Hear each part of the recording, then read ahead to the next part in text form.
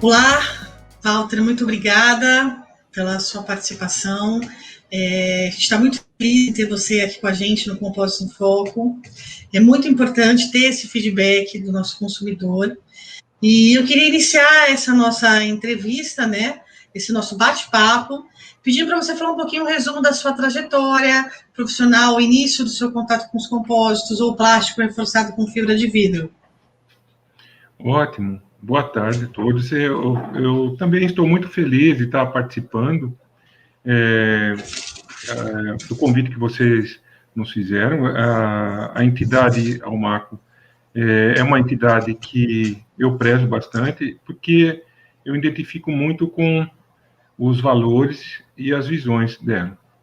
E uma entidade que eu respeito muito. Muito obrigado pela oportunidade. Imagina, nós que agradecemos. A questão principalmente, de transmitir as informações, educação, acho que está no meu interior. Eu agradeço muito esse convite, viu? Muito obrigado. Bom, falando sobre Walter Luiz Poloni.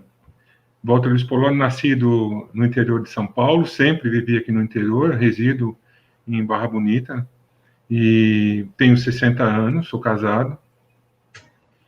E eu tive minha formação acadêmica na Unesp, em Bauru. Me formei em 1983 para 84. Sou engenheiro mecânico de formação. E eu acabei realizando pós-graduação na área de filtração contínua a vácuo e áreas de processos, mas sempre tive ligado a outras disciplinas também. E logo que eu me formei, eu fiquei um período muito, muito curto, parado, aproximadamente um mês, né? E eu entrei como estagiário na usina da Barra, antiga usina da Barra. E fiz um período de estágio, relativamente curto, e sou profissional que só tenho um emprego até hoje. Eu sou engenheiro formado e trabalho em engenharia, faço somente engenharia desde quando eu iniciei, e eu fui contratado, estou lá até hoje. Muitas vezes é um perfil não de agrado a algumas pessoas, mas eu tenho um emprego só de carreira, e estou há mais de 37 anos com esse único trabalho. A minha empresa que eu entrei, eu continuo nela até hoje. Ela mudou de nome, passou por algumas transições. No início de 2003, 2004, ela foi incorporada pela Cosan, e depois, em 2010, 2011, eu continuei também como Raízen. Agora, como Raízen, o cargo que eu ocupo hoje, eu sou responsável por disciplinas de projeto e parte conceitual de projetos. E eu sou engenheiro de formação, continuo sendo engenheiro de formação, é isso que eu sei fazer mesmo, ok? E desde o início você já tinha contato com plástico reforçado com fibra de vidro, desde quando você iniciou aí na empresa, ou isso levou um tempo? Oi, Érica, é o seguinte, já que eu entrei, eu saí da faculdade com uma cabeça acadêmica, né? E entrei na indústria. Eu logo tive o primeiro contato com o desenvolvimento de materiais. E a empresa, na época, a Usina da Barra, era uma empresa de top das usinas no setor, né? Foi uma década, final da década de 80, início da década de 90, a usina da Barra era a maior usina do mundo. E ela não era uma usina cooperada, ela necessitava realizar engenharia própria, né? Então, os proprietários da empresa, na época, desejavam o desenvolvimento interno. Então, eu sempre estive nessa área e acabei desenvolvendo conhecimento em algumas áreas específicas, tanto de processo, com a minha base de mecânico, mas também sempre a busca de novas alternativas, tanto de processos como de materiais. E eu acabei tendo, bem no início, um primeiro contato com uma palestra do nosso professor Carvalho. Antônio Carvalho, sim. Sim, muito, muito querido por todos nós, né? E lá no Grupo Ultra, isso foi em 84, início de 84, e eu me interessei por esses materiais, os materiais compostos, né? E nós recebemos alguns desafios, né? Como eu disse, a empresa necessitava desenvolver a engenharia própria. E nós tivemos um contato muito forte com empresas do setor na época, construtora de fabricantes de resina. Então, a Dow Química, na época, né, nos propôs uma parceria de um contrato de comodato. Na época, o meu amigo Márcio Anacleto Sandri estava lá, e a gente, bem novinho, né, bem início de carreira, o Márcio está até no setor hoje, até hoje no setor. Sim, o Márcio Sandri? Sim, sim, Márcio Anacleto Sandri. E nós realizamos um desenvolvimento, assim, como sem saber o que iria acontecer, né? Então, foi colocado um simples tubo em uma situação crítica da usina, e com uma alternativa de que, se esse tubo parasse, não comprometeria o processo. Então, era um dos ramais em bebição de moenda. Bebição de moenda é uma recirculação de caldo, e ele tem questões de leve corrosão, mas tem uma abrasão média. E os tubos de aço carbono, na época, duravam um período muito curto, 2 anos, furava as curvas, depois a gente tinha que virar o tubo, porque o tubo desgastava na parte de baixo, a gente aproveitava no outro ano só a parte de cima do tubo e trocava as curvas, e era uma coisa assim que envolvia muita mão de obra, muito custo, materiais. Bom, esse tubo, colocado lá na usina da Barra, nessa época, em 84, ele está até hoje operando lá. Ele é o corpo de prova, é a pedra fundamental do início, né? Mas por que a usina da Barra foi pioneira nessa época no desenvolvimento da aplicação de materiais compostos na indústria? Sendo que na agrícola isso já estava um pouco mais avançado, condução de vinhaças, né? E outros efluentes na agrícola já ocorria, mas não de uma forma tão profissional também. E nós atuamos nessas áreas agrícolas também, porque na época existia um tubo que era um tipo de um cimento concreto, era já modelo ponta e bolsa, mas ele teve alguns reveses, e aí vieram os tubos em materiais compostos, tanto o RPVC como o PFV, mas o grande desenvolvimento que ocorreu foi na indústria, porque os tubos não poderiam ter ponta e bolsa, eram tubos aéreos, né? Então, a especificação da tubulação aérea, ela requer um trato um pouco mais dedicado. Não é delicado, a gente tem que desmistificar algumas coisas, né?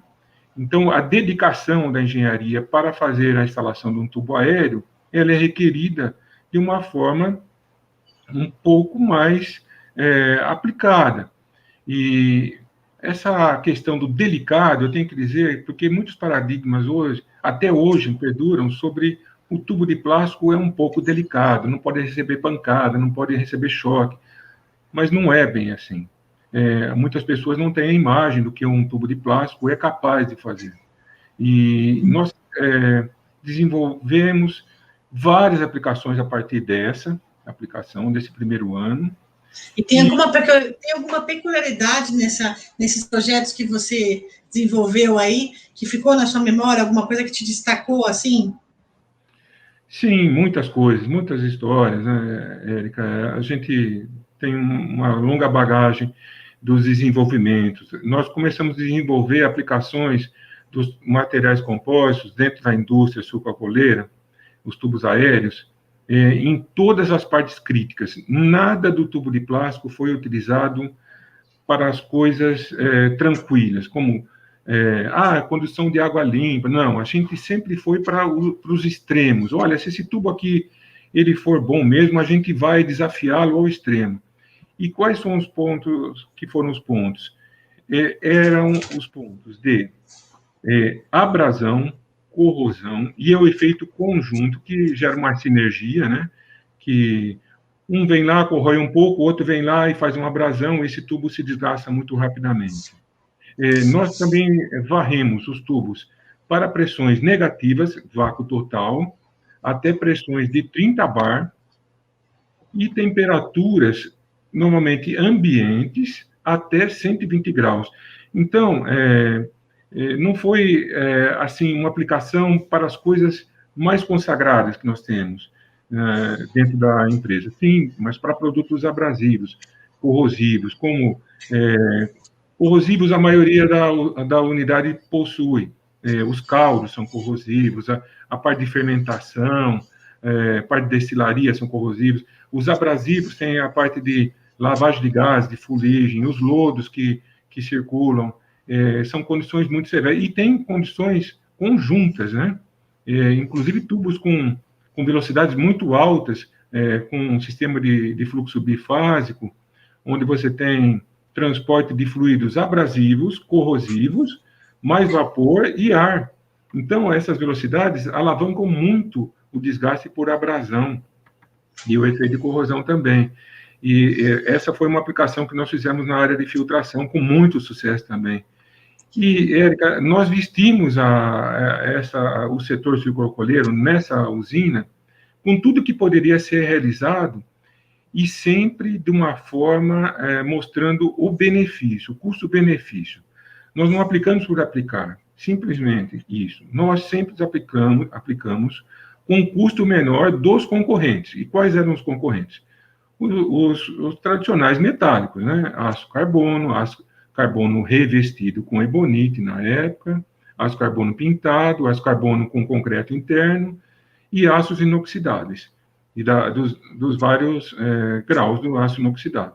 E nós tivemos sucesso em todas as aplicações, todas, porque nós respeitamos, na época, fomos bem orientados e nós respeitamos a engenharia que existia para isso, porque no Brasil, esses materiais, na indústria sucroalcooleira, vieram um pouco mais tarde do que na indústria química e petroquímica, mas nós realizamos esse desafio e fizemos a nossa tarefa. Nos Estados Unidos ou na Europa, esses materiais eles foram desenvolvidos na década de 70, então, mas as aplicações dentro do setor sucroalcooleiro são únicas dela. Como qualquer outro tipo de indústria tem aplicações únicas. As condições peculiares de velocidade, abrasão, corrosão, o tipo de matéria-prima, eles levam a uma definição dedicada. Então, todos esses desenvolvimentos, essa tarefa foi realizada, né, nesse período, e a gente vestiu a usina toda, e pode ser utilizado até hoje, né? Temos isso muito bem consagrado, Érica.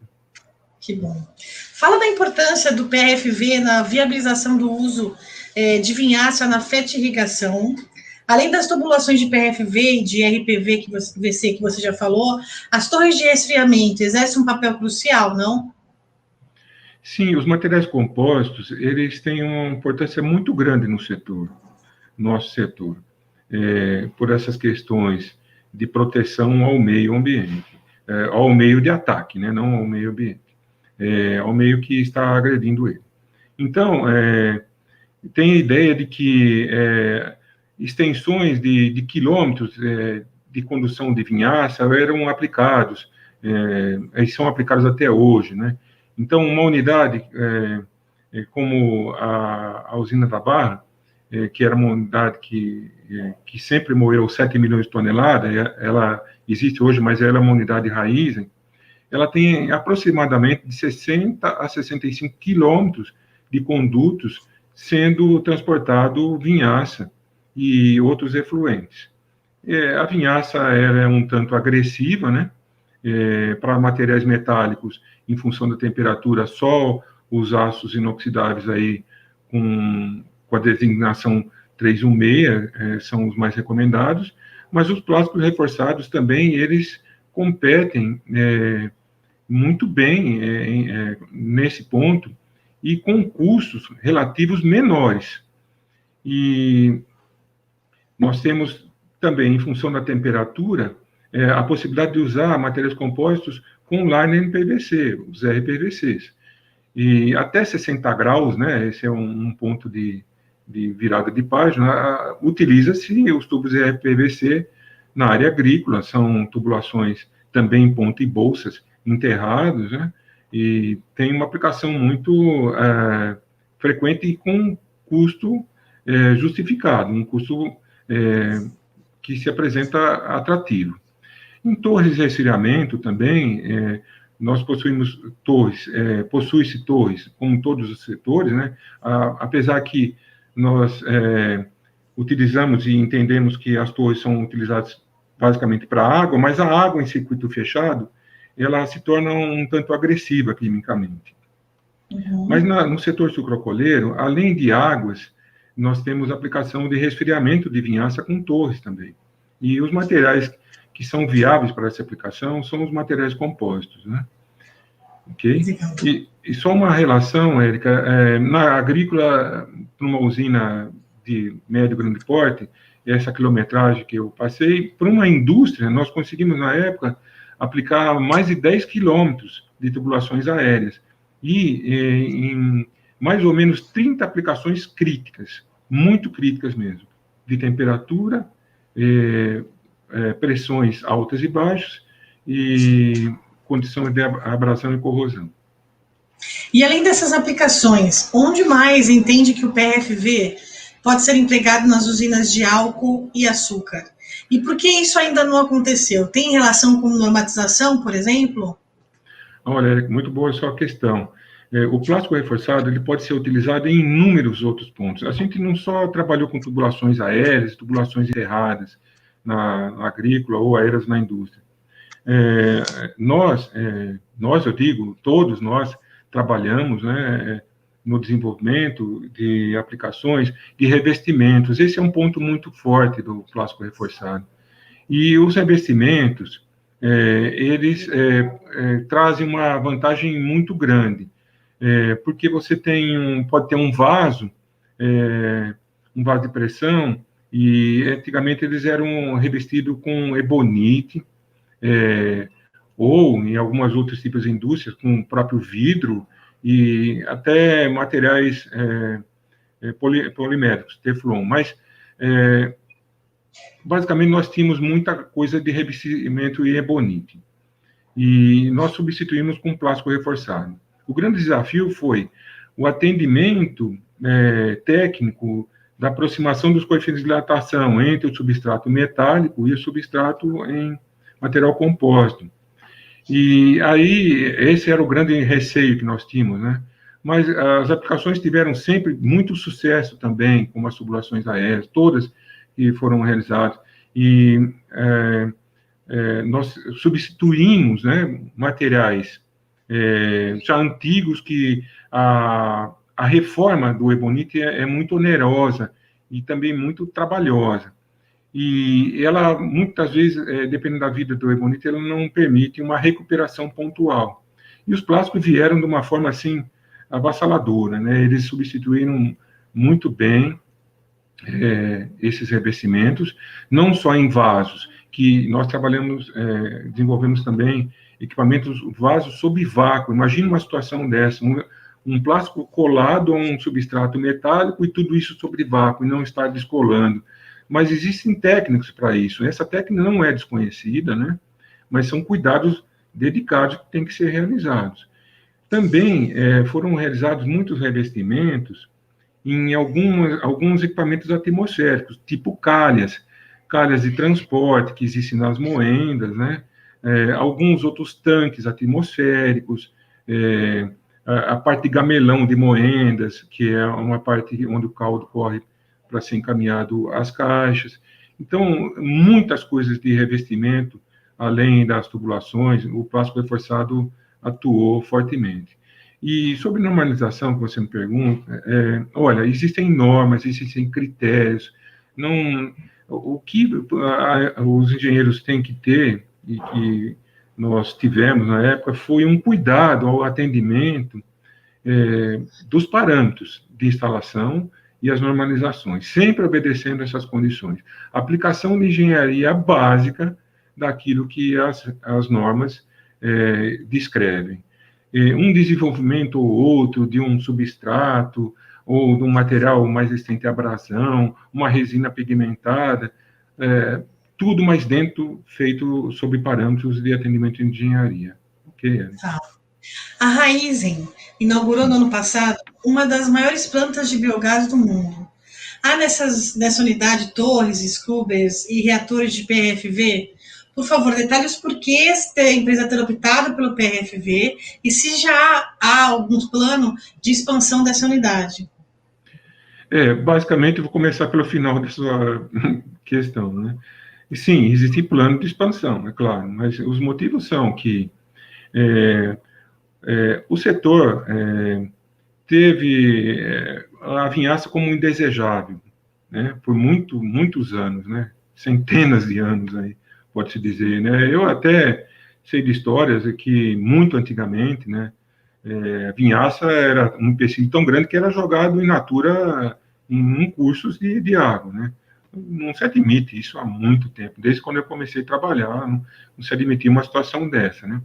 Mas acontece que muitas coisas do setor sucroalcooleiro, elas se fecham muito bem. O setor é um pilar tão forte e sustentável, porque descobre-se agora que o potencial de geração de gás de uma vinhaça é enorme, é gigantesco. E toda essa energia, além de ser utilizada, reaproveitada, né, ela era uma energia que ela era era um dispêndio, não existia esse aproveitamento. Esse processo de digestão, que é um processo centralizado, focalizado, com uma redução de tempo, ele ocorria naturalmente com fertirrigação. E só com que parte da vinhaça? Só com a parte orgânica, porque os nutrientes da vinhaça, o nitrogênio e o potássio, principalmente, eles entram nesse processo de digestão e saem da mesma forma, eles não participam no processo de digestão. O nitrogênio, o fósforo e o potássio, eles são coadjuvantes, eles não participam dessa reação. É a parte orgânica que é transformada em gás. Então, as bactérias estão realizando trabalho em um reator centralizado, onde esse gás é coletado e aproveitado, e o maior enfoque de todo esse projeto é o ambiental, e a Raizen preza por isso, a sustentabilidade. Então, quanto um metano hoje gerado e exposto ao ambiente, quantas vezes ele é mais prejudicial ao nosso meio ambiente do que eu estar queimando ele e estar liberando CO2, que o CO2 é um participante da lavoura para que a planta consiga ter o carbono para crescer. Então, tudo isso que era gerado de metano nas lavouras, hoje ele é localizado, ele é transformado de gás metano para gás CO2, com um enfoque ambiental muito grande, e é claro, né, um aproveitamento energético. Mas esse projeto é muito, assim, enche os olhos da gente, sabe? Ele é muito, muito legal, e o uso do plástico, voltando a um foco da sua questão, ele é muito importante nessas plantas, porque toda a parte corrosiva, eu disse anteriormente, a vinhaça é agressiva, mas a vinhaça em digestão, a parte líquida dela se torna praticamente neutra após ser digerido. E essa parte de corrosão vai para os gases. E esses gases são agressivos a metais. Então, os plásticos reforçados são os materiais mais recomendados para essa aplicação. Então, existem tubulações, os lavadores, os scrubbers, revestimentos, vasos, sob pressão, sob vácuo, todos em plástico reforçado com fibra de vidro. E existe o plano de expansão dessa Sim. planta? Existe, como eu disse no início, né? Existe, sim, porque esse projeto é muito animador, ele traz é, retornos ambientais gigantescos para todos nós, né? Tem que pensar em todos agora, né? E ele para em pé também, como tudo na usina para em pé, né?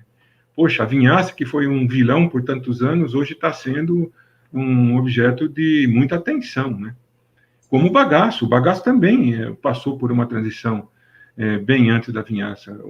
As usinas, muito antigamente, você pode ver em histórias, né, que o pessoal queimava madeira, lenha, né, in natura, né.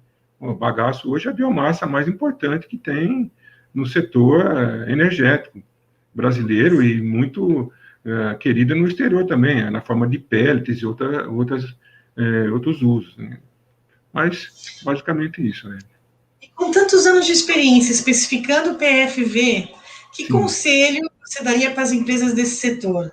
No que elas podem melhorar? Você diz os fabricantes ou os usuários? Todos, o Todos, setor como. ok. Então, vamos dividir. Para o usuário, Érica, o usuário tem que ter engenheiros dedicados a essa aplicação, conhecer o material, saber com que está lidando e respeitar os limites dele.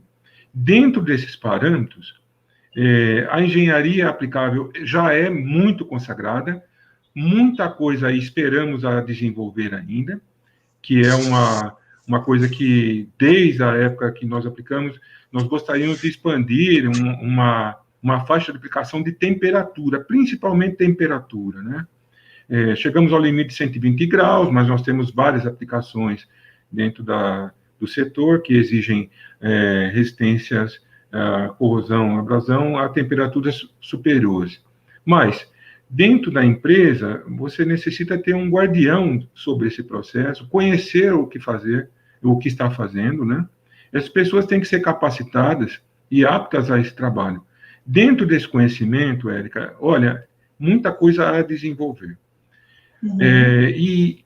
Infelizmente, algumas coisas de paradigma ainda existem, né, sobre esses materiais. Algumas pessoas têm um desejo grande de continuar com metálicos, mas, olha, tudo que foi feito, nós conseguimos fazer eles com custo abaixo dos metálicos, né? E Sim. com desenvolvimentos, assim, poxa, tem tubos lá na unidade de barra trabalhando há mais de 30 anos. E uma usina, você tem que entender que ela tem um processo produtivo sazonal, é um período de safra de 210 a 240 dias do ano. E existem a maturação da cana, que você não pode ficar parando a usina, parando e pegando. Não, a usina tem que funcionar e é um regime que está muito interligado. Qualquer equipamento que falha, uma tubulação, uma bomba, um equipamento, ele pode parar todo o processo. E olha, eu digo, com a experiência que eu tive, nós não paramos um minuto a usina, sabe?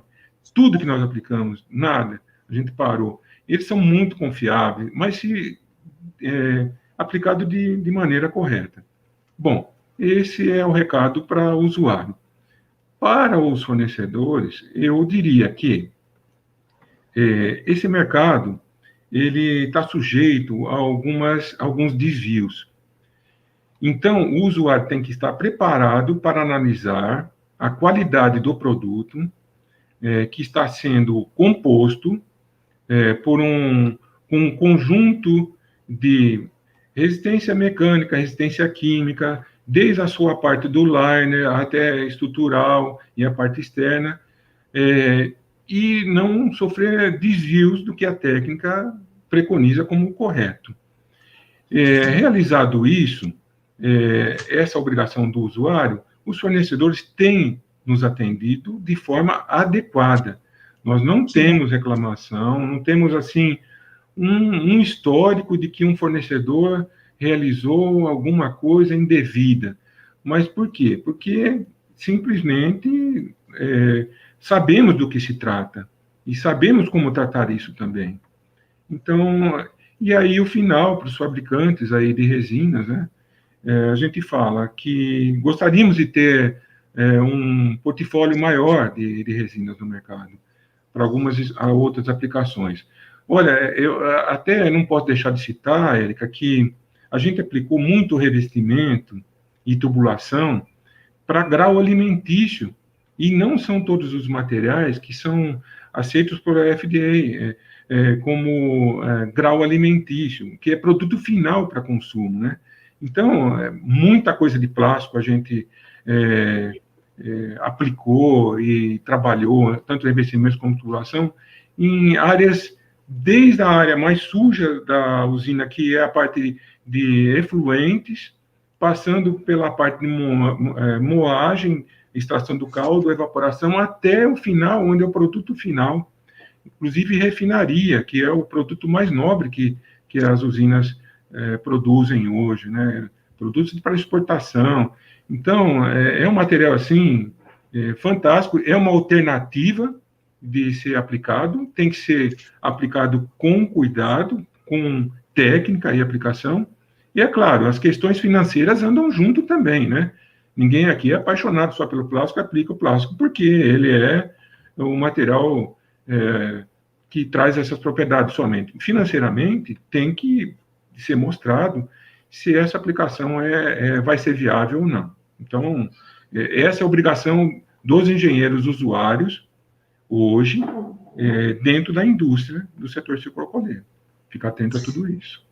Okay? Olha, eu quero te agradecer muito por todo esse conhecimento que você passou para a gente agora. Quero voltar a conversar com você aí para vários outros projetos que a gente possa vir a fazer em conjunto. Te agradeço pelo seu tempo e espero revê-lo em breve. Muito obrigada, Nossa, Walter. Eu que agradeço você, ao Marco, agradeço a todos muito pela oportunidade.